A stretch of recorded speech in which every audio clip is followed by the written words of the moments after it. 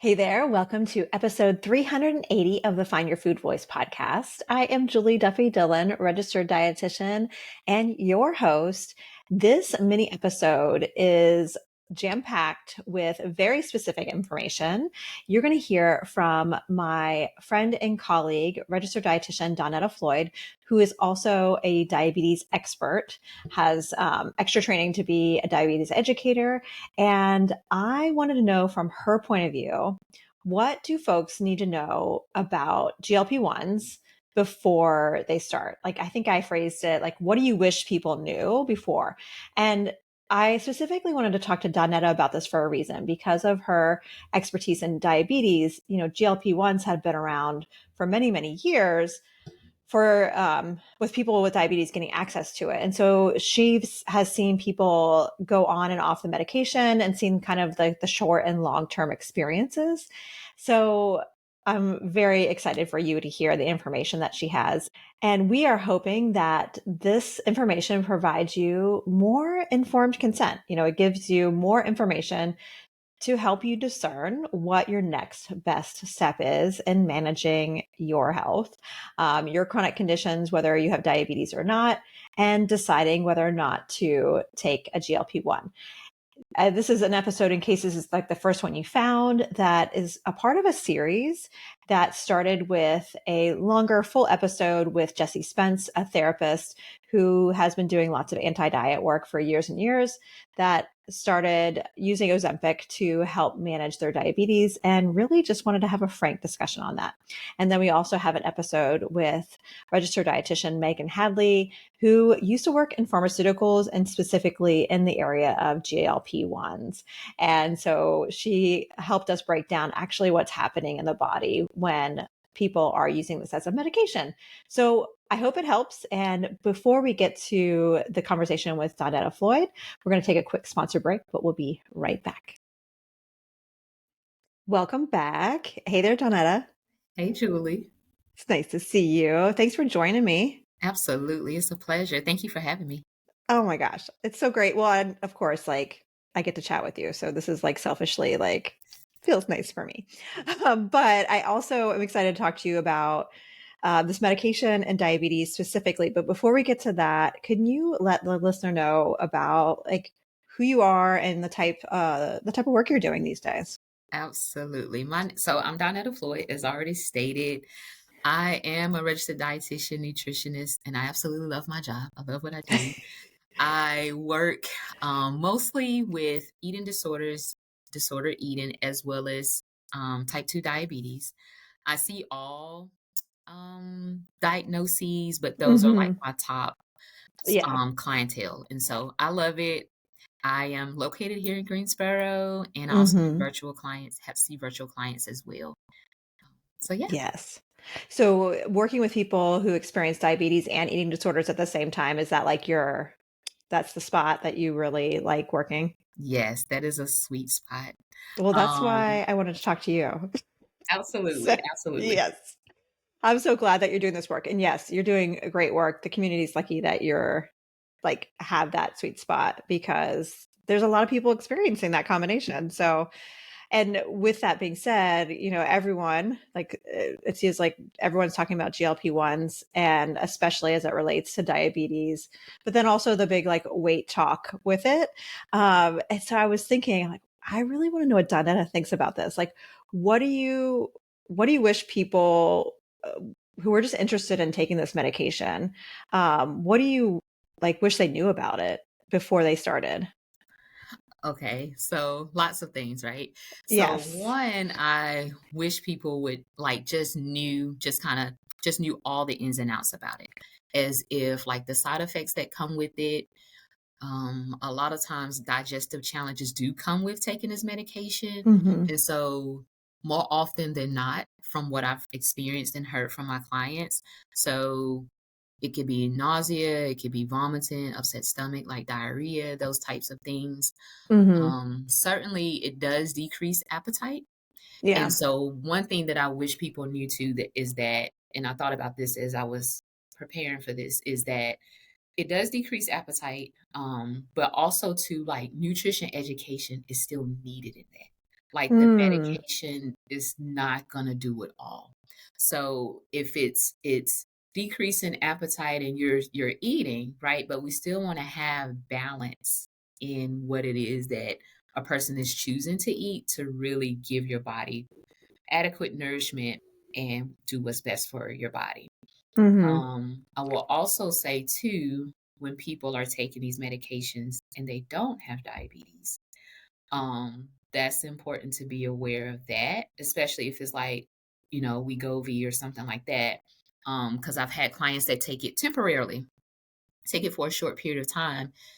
And again, nutrition education is needed because eventually, like at some point, you're gonna stop taking this medication, Yes. and life after medication will need to be you want to be mindful of that.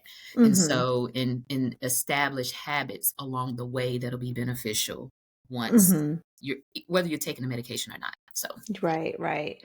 Yeah, that's something that Jesse and Megan all mentioned about this medication is like um coming off of it, or even when your body gets used to a certain dose, like just like things will change. And I know part of like the magic that people promise with the medication, which the four of us are like, whoa, whoa, whoa, and the magic, but like, but that it's like going to be this magical thing. But all three of you basically have said that, like, yeah, there's going to come a point where your body's going to like let you know what it needs. And, let's make sure you're as prepared as possible. Whether you stay on it or whether you don't, your body still has these needs.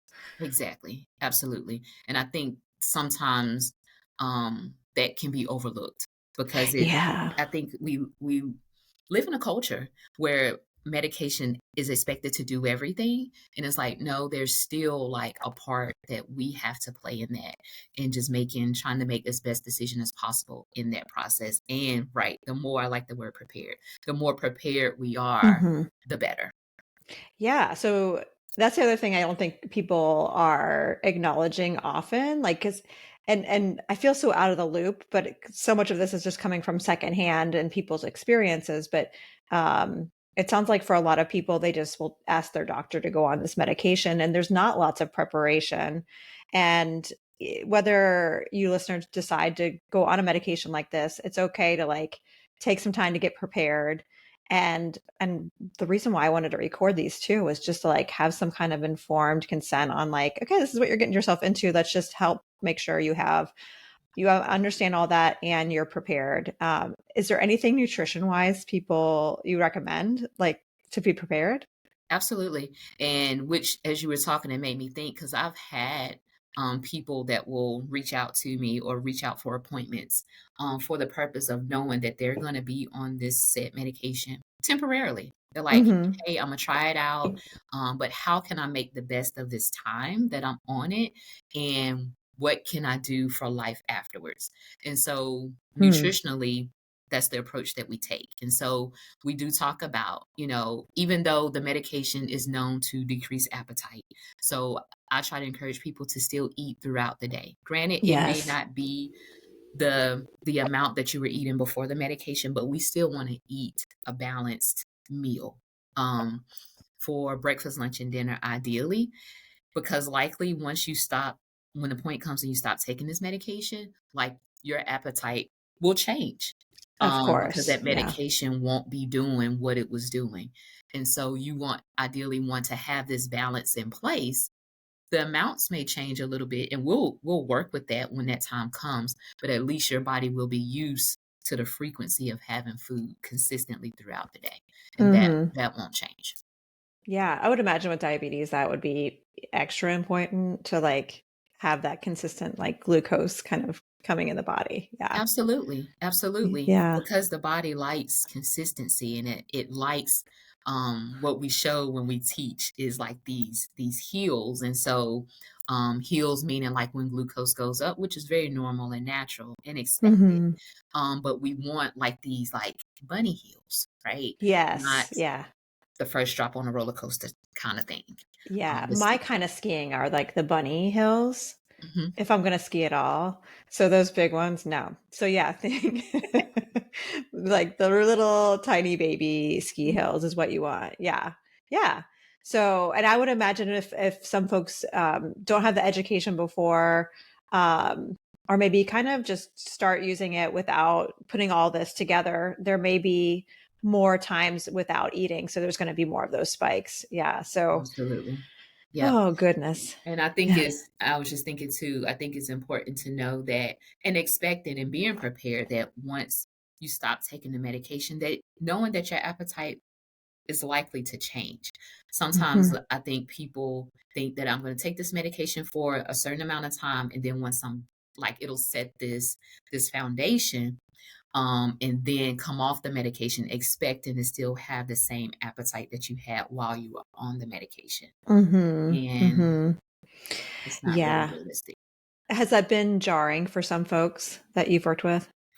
It Yeah. is, and so I try to share with them, like based on research and based on people's stories in the sense of like alternating between different medications over years and how this is why this happened when a person did medication A or did Mhm. program B is because, you know, when we stop taking these things or implementing these things, that was the job of what you were taking. And so once you stop taking it, physiologically everything kind of kicks back in. And so you just want to Yeah. be able to manage that. And it's manageable. You can do it.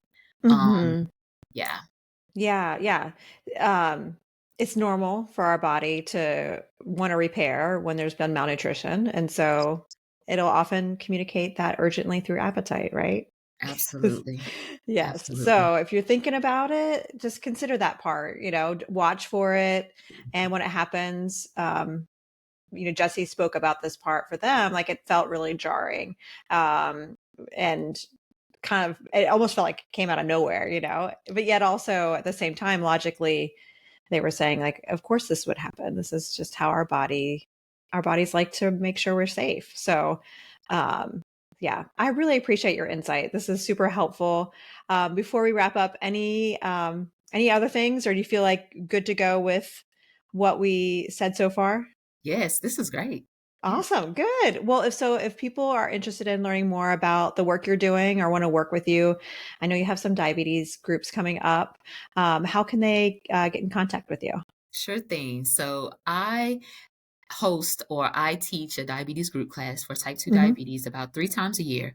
You can find that class or that group on our website, which is at simplenutritioncounseling.com.